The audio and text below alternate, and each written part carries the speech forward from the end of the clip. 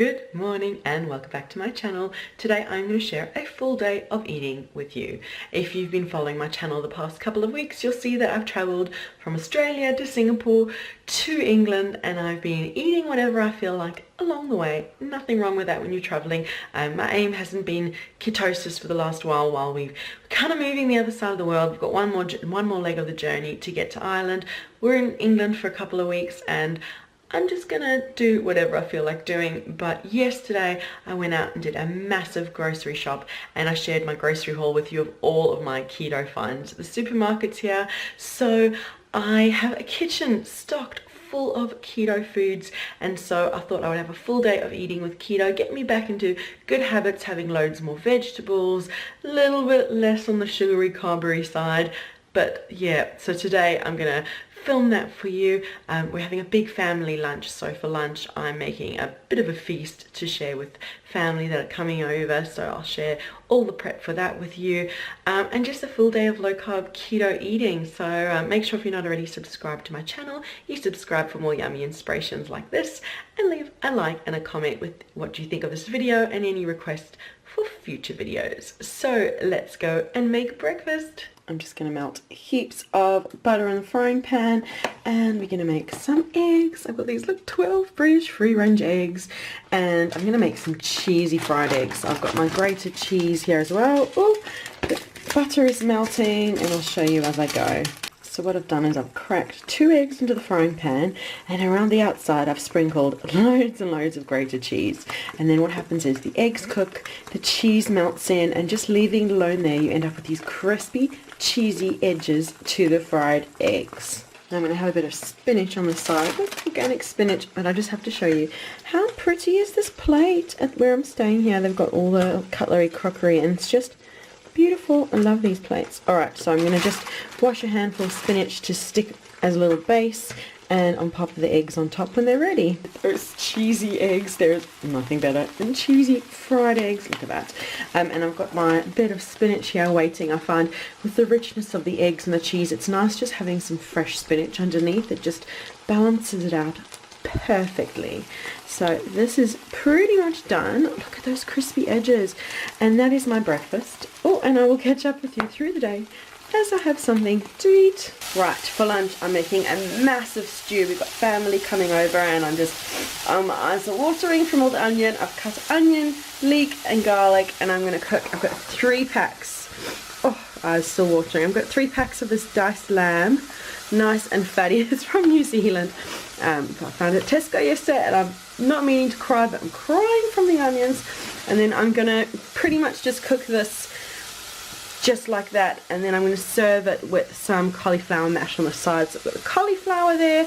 It's all happening. Of course you can add any seasoning that you like. I just find garlic, leek, onion all together. Yeah, it's a bit high carb, but it's really, that's the carb. It's going to be all meat. So good. So I'll show you once I add the meat in and getting that all nice and browned. Okay, meat is in, and I keep tossing it around, getting it nice and browned. All those flavors are going to get in there.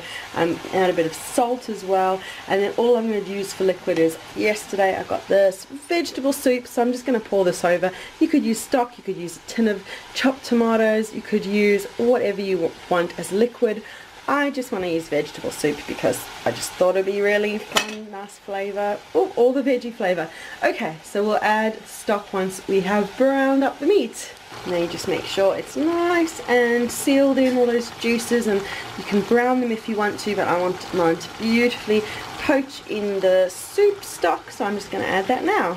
Right, I've popped the stock on. It's actually like a beautiful big thick veggie soup. So this is going to be a thick stew, and that meat is just going to cook away and slowly tenderize over the next couple of hours, and I'll just cook it till the meat is done. So if you're making a stew yourself, you can add any liquid you like, add any low carb keto friendly veggies you like. This came with a couple of non-keto veggies I didn't realize in this soup, but it's going to be so diluted. If I end up with one little bit of carrot and one little piece of corn, it won't be the end of the world in my books, but do what suits you. So we're going to cook this, and I'll show you once my stew is ready. And while my stew is cooking, I thought I'd show you these little yummy finds.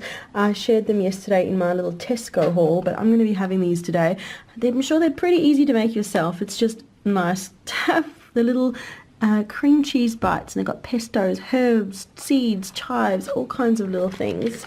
And per serving, per portion, 0.2 carbs per portion. So you can sample a couple of those and a couple of these, and these ones are little Mediterranean ones. Don't they just look so cute? And it's so nice that there's something that I can offer and that's low carb and keto friendly. So I decided to turn this into a one-pot wonder, and instead of making cauliflower mash, just add the cauliflower into the stew, and it's about half an hour until the guests will arrive, until it'll be ready. So I thought I would just pop it in there and mix it through and let the cauliflower just cook and get a little bit nice and soft. So we're going to have a big one-pot stew with the cauliflower and the lamb and all those yummy flavors. So that is beautifully cooked, bubbling away. We're going to have a lovely stew for lunch, and I'm not going to film my finished plate and while all the family's here, but I am going to quickly show you what I'm going to be serving up for dessert. I've got a whole selection of berries. We've got some strawberries, blackberries, raspberries and blueberries, and I've got this whipped cream as well that I'm going to serve with it.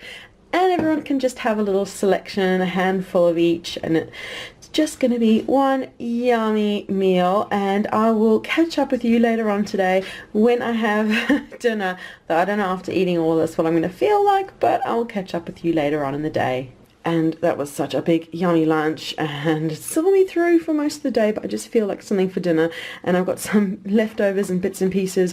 This is from yesterday, leftover half roast chicken. So I'm gonna have the chicken and this courgette spaghetti and cream, and just make some sort of a creamy simple mix with these 3 yummy low carb keto ingredients.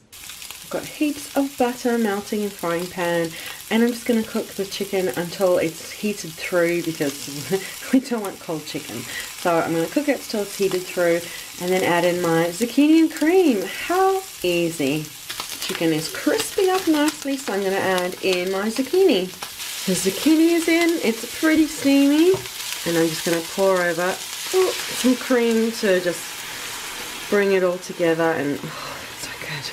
So that is going to bubble away nicely, and that is my dinner and my completed full day of eating. Thanks so much for watching. Make sure that you leave a like and subscribe for more yummy inspirations just like this, and leave me a comment with your favorite go-to low carb keto meals. I look forward to reading your comments, and we'll see you again soon. Bye.